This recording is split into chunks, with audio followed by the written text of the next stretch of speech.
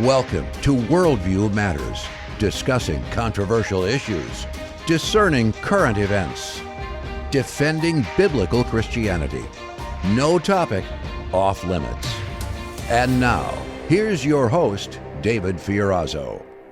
Thank you guys for tuning in, watching, listening, and sharing the podcast. John Haller is our guest today. I want to direct you to his YouTube channel, Fellowship Bible Chapel on YouTube. He does just amazing work. He keeps up with so much that I can't keep up with. So I really appreciate his just research. And like I always kind of, joke around, he reads the New York Times, so we don't have to. I'm kind of kidding, but half serious. But we're going to attempt to talk about the Board of Peace, Iran, Turkey, Syria, and maybe Minnesota. And we'll see. We'll see what we get to today. John Haller, as always, there's really not much to talk about. I don't know how we're going to fill up the time. Good to see you, brother. We'll be struggling to get through this one. As always, it's fun, chaotic, frustrating. Hopefully equipping some people just with how to look at these things that are going on in the world. The chaos is by design. Where would you like to start, sir? Well, I think the one thing that's sort of at the top, the two areas that are at the top of everybody's mind are, of course, the Middle East and then what's going on here in the United States with, I would only describe as a full-blown insurrection underway. Yeah, so and the media will never frame it that way. But yeah, let's start with what's going on in Iran, because at least the media is covering Minnesota, not from a fair and balanced perspective, but at least they're talking about it with the anti-Trump protests and the chaos, the paid protesters and all that. But let's talk about Iran, because just like we mentioned before we got on the air, like Nigeria and the slaughter of Christians there. Where's the media? Where's Black Lives Matter? Where are all these? So Iran, very similar thing happening. The people are being, what are the numbers now? Between 80 and 100,000 have been killed? Go ahead. Yeah, it depends on which source you look at. And I do read the New York Times, and did the other day, it's actually in the New York Times today, front page, and then two inside pages spread about what's going on and what's happened in Iran.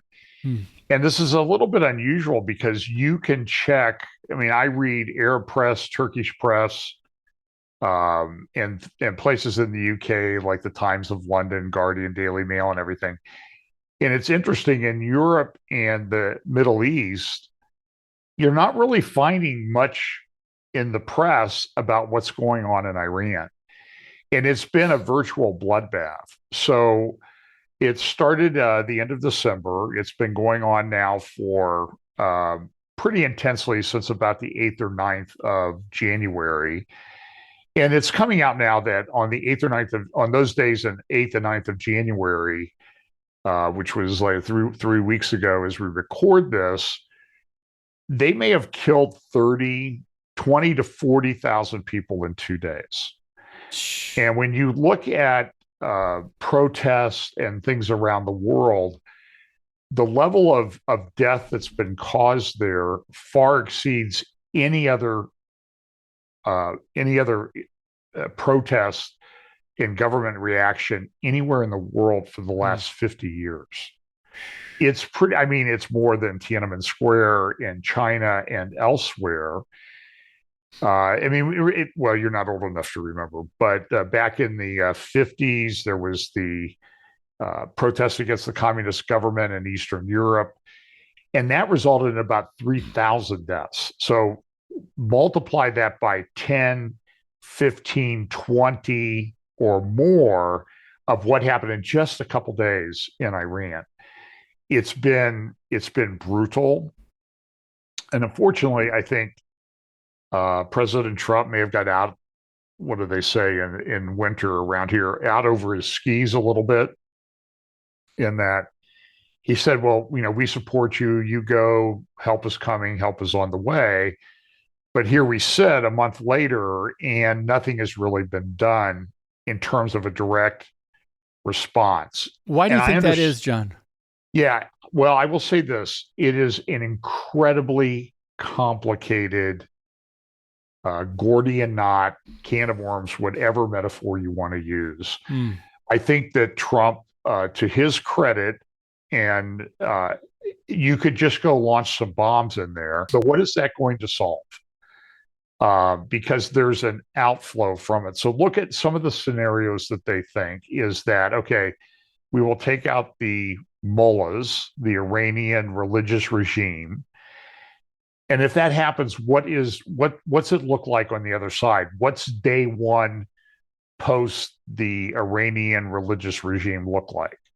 One scenario would be that the Iranian Revolutionary Guard might be able to take over. That may be even worse because they are they're brutal. I mean, you've seen what happened with the response to the protesters in the streets. So millions of Iranians went out to the streets, but now maybe 100, let's just say 100,000 of them are dead. So there's a lot of death. And it's been brutal. And you look at the pictures that are now coming onto social media, and they shut down the internet completely. So they've put what the Iranian regime wanted to do was put everybody into a digital gulag, which I think is very interesting. And it's not too dissimilar to what they wanted to do to people worldwide during that Charlie Vector 019er thing we had 4, 5, 6 years ago.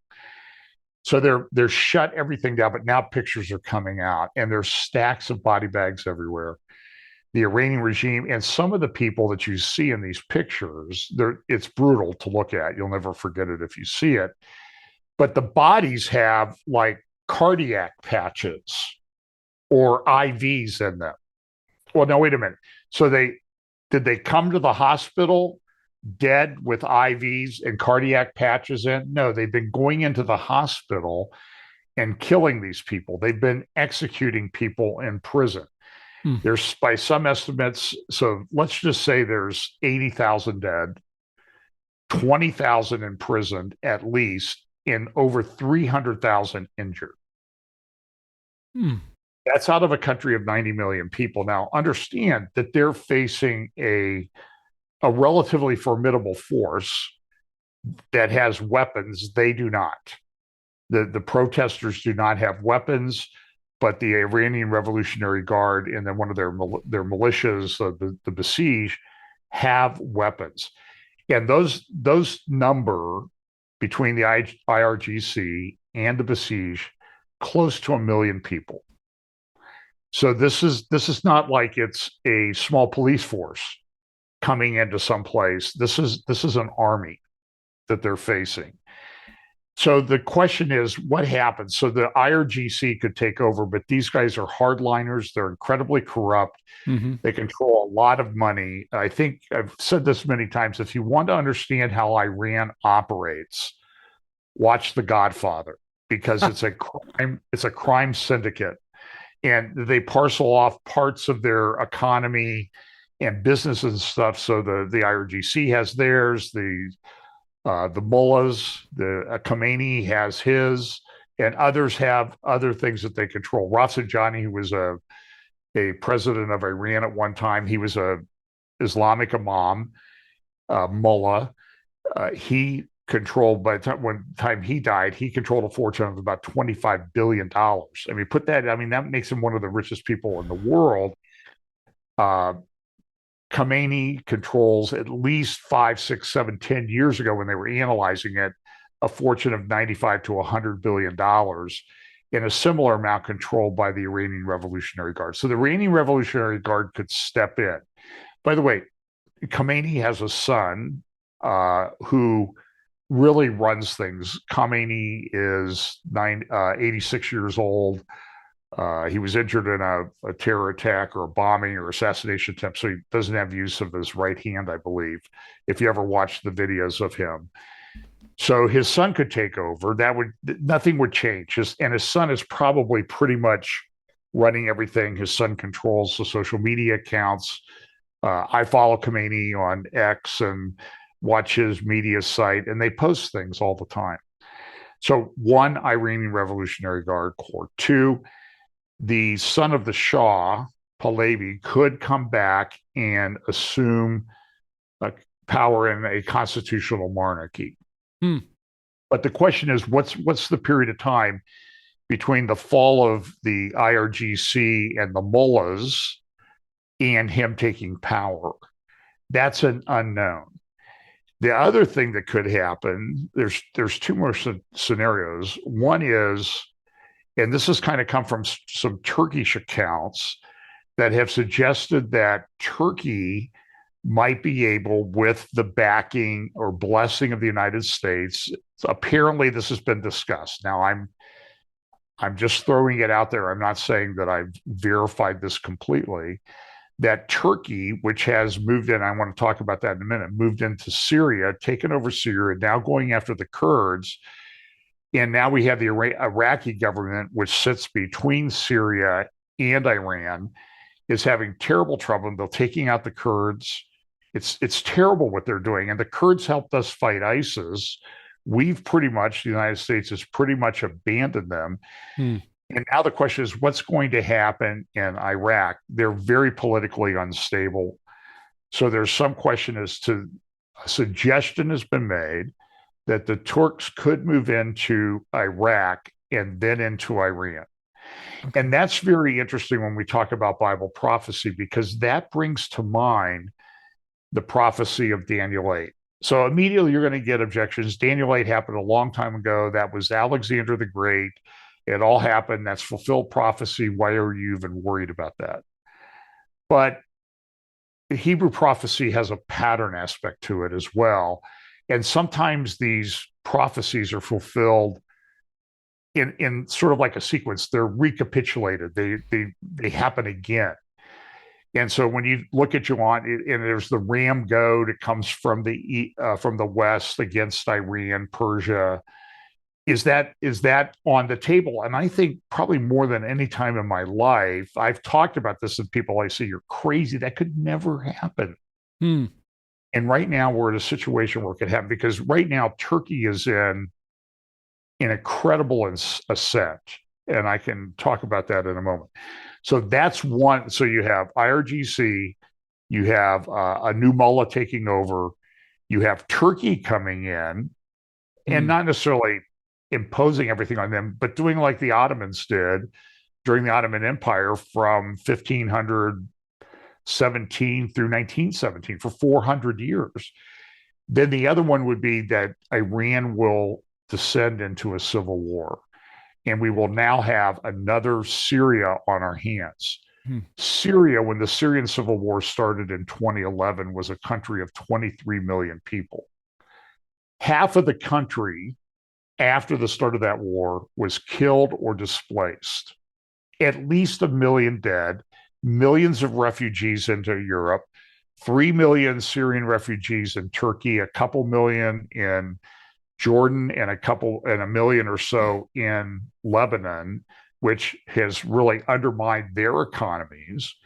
Now some of them are coming back, but the fact of the matter is, Iran is not 23 million people, it's 90 million people. So you have a country 4 times the size of Syria going into a civil war. And so that's probably one of the reasons why you see Saudi Arabia, Iraq, Turkey, and other countries say, no, Trump, don't go in, don't attack Iran, don't cause a civil war, because we couldn't handle the refugees. So it's an incredibly volatile Gordian knot that we have. Now, I will say this, I'm looking at a CENTCOM map about what's happened. The United States has moved a tremendous amount of assets into the region.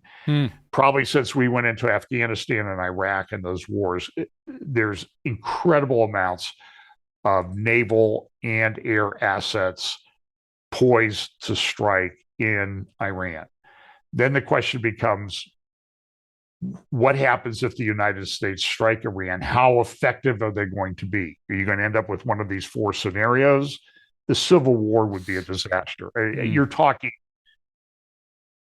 I would just guess, based on the experience in Syria, you're looking at 4 or 5 million people dead. Wow. And there's a lot of Christians in Iran. I don't think we understand the scope of this. The other concern is that if Trump and Netanyahu decide that Israel and the United States should attack, what what is going to be the response of Iran? Understand that the Iranian regime and a lot of the IRGC are 12er Shia, and the government too.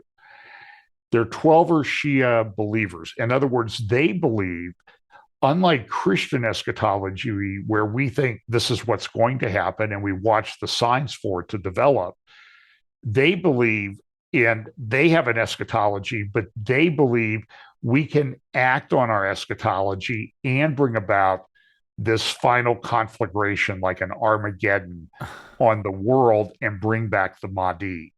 And that belief also carries some weight within in the Turkey Sunni Islam part. So it's very complicated. Yeah. Now, I want to move to Syria, if I could, for just a moment. Well, John, before we do that, we've got to take a very brief pause, touch on Syria. Maybe I talk about Damascus a little bit when we come back. And we've got to go from the Middle East to maybe Minnesota by the time we're done with the podcast today. But we'll be right back on Worldview Matters. Register now for the Worldview Matters Conference, May 1st and 2nd in Green Bay, Wisconsin. Expert speakers include Alex Newman, Brianna Clausen, Olivier Melnick, Tim Chafee, Mark and Amber Archer, Laura Perry Smaltz, Jake Jacobs, Jay Siegert, Gary Kaw, Scott Shera, and Elijah Abraham. Delta Hotel, Green Bay, May 1st and 2nd. Go to worldviewmattersconference.com. That's worldviewmattersconference.com. So, friends, I want to mention you can also connect with John on Facebook. Just look up John Haller, and you can get a lot of his posts there and keep up with some of the roundtables that he does with some great, great guests. So, John, Damascus is important biblically, and so just touch on that briefly, and we'll try to get to Minnesota, but wherever you want to go now. Yeah, let's do Damascus. So, in fact, as we record this is the 1-year anniversary of al-Shara assuming the presidency of Turkey. He was a jihadi. He was imprisoned by the Americans during the Iraq War. He got out. He became part of the whole Al-Qaeda, ISIS thing. And then under the auspices of Turkey, he was able to take over Syria in about 8 days from his base up around Aleppo. This was a stunning operation. In fact, Putin said in his year-end news conference in 2024, after this happened, that they took over Damascus, which had 30 to 40,000 Syrian troops guarding it, with 800 men. So this is a formidable thing. So he went into the mosque there in Damascus and he assumed the power. So I'll go back to on the 1-year anniversary of the fall of the Damascus regime on December 8th, 2024. On December 8th, 2025, a commentator in Israel on I-24 News named Ruth Wasserman Landy, very intelligent, articulate lady. She's been served in diplomatic corps in Israel, was a member of the Knesset for a time. And she said, we need to realize that there is no longer a Syria. It is a facade. It is controlled by Turkey. And I would agree with her 100%. David Wormser, an analyst, they're both at the Mizgov Institute, and they also serve with some other think tanks. David Wormser, a few weeks ago, I think it was in latter part of December, did an interview on JNS with Dan Diker, and who's with the Jerusalem Center for Foreign Affairs. And he said, listen, what happened on December 8th, 2024 was incredibly significant. This was the first time that Sunni Islam had been in control of Damascus for 1,000 years. So this is incredibly significant stuff that happened back in the latter part of 2024. We're seeing it play out now. And Sunni Islam views Damascus as sort of their geopolitical and religious epicenter. And if you remember Erdogan's son and others, they've done these protests on a bridge in Damascus or in Istanbul saying, yesterday we'll take over Hagia Sophia. They turned it into a mosque 5 years ago, the largest church ever built in the history of Christianity.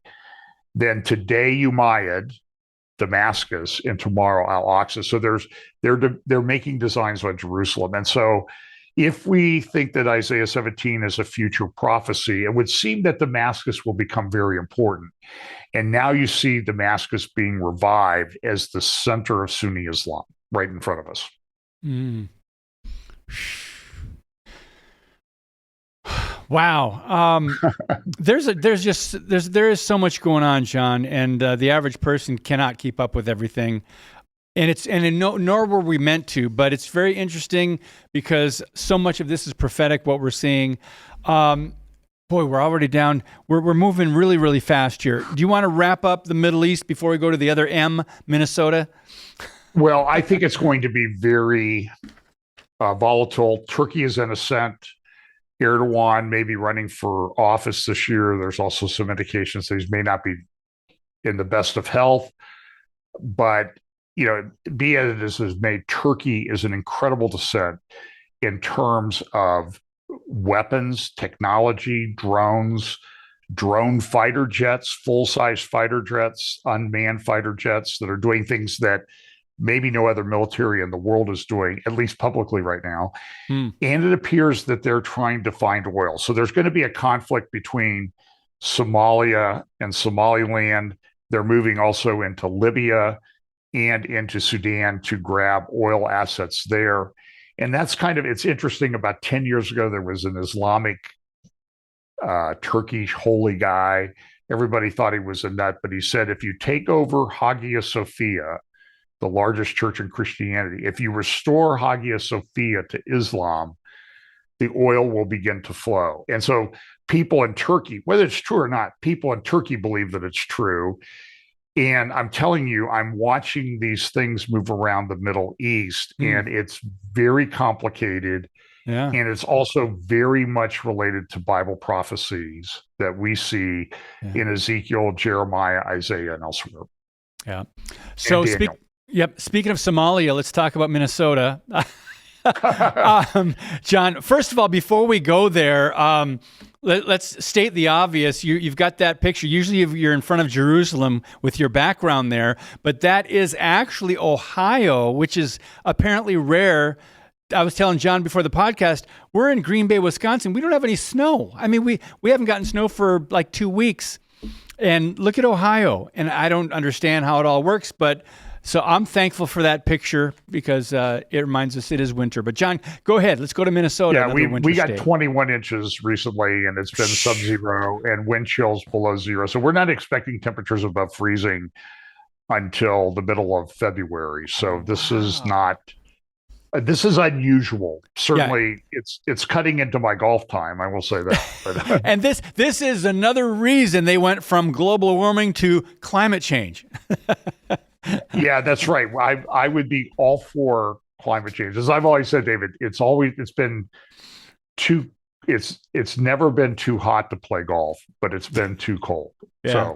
So John, really quick. Let's talk about Minnesota, where it is cold. Something people don't understand is the Trump administration has not deported as many illegals as the other presidents, even Obama and Biden, and people don't understand that. So to see these protests is very interesting. Go ahead. So the Trump administration has probably deported 10%, 5 to 10% of what prior administrations, Clinton, Bush, Obama, and Biden did. For example, Obama did 12 million. Biden did 10 million. Clinton did 20 million. Trump's done a little over 1 million. Jeez. And so this is a planned, coordinated insurrection. Yep. And there are a lot of people, James O'Keefe and others, are doing great work out there showing how these are planned events to interfere with ICE officers doing their job. And in some cases, by the way, they're going out to get people who've been convicted of abusing children. And so these knuckleheads on the left are going out there to prevent criminals from being arrested and deported and out of our country. This is a sickness, an insanity, a mental illness. I don't know what you want to call it. It's unbelievable. but they're also doing a number of things. So you're going to see stories a lot. For example, you saw it with, I call him Don Lemon or Don Lemon, whatever he wants to call himself, he was CNN. He was out there when they stormed the church. They went down to a federal magistrate and said, would you sign off on an arrest warrant? And the magistrate judge refused to sign off on it. And you're seeing this happen with judges all over the place, particularly in D.C., Minnesota, and elsewhere, where the Trump administration goes there. I believe there have been in Minnesota 500 habeas corpus petitions. Habeas corpus means produce the body. 500 filed in Minnesota. And they're trying to hold, and a lot of times they will give these statistics. Oh, well, they haven't complied with any of them, but they do the data like within minutes of the order being given. And it's not possible for the government to process it and get the person back.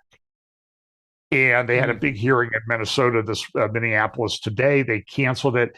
And these left-wing woke judges are participating in it.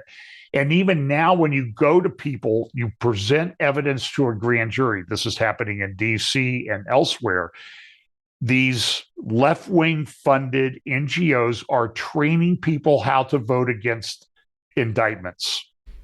And so you're seeing, and it used to be when I was in law school, the statement was you could indict a ham sandwich. It was that easy. Now we have indictment presented to grand juries, and the grand juries are refusing. They're 23 persons, so you got to get a 12-11 vote. They're not getting indictments. It's turning everything. It's completely corrupting and weaponizing and destroying our legal system here in the United States. And this is an insurrection. So Trump could bring in the Insurrection Act, I think, but this is a very, very and this is all to lead up to the midterms coming up in the fall. Yep, that's part of the reason. And we know the left is showing their true colors. It's not going to be limited just to Minnesota. Mr. John Haller, thank you so much for all you do. We appreciate it, brother. We'll talk to you soon. Thank you, David. God bless you, friends. And as always, keep speaking the truth about things that matter.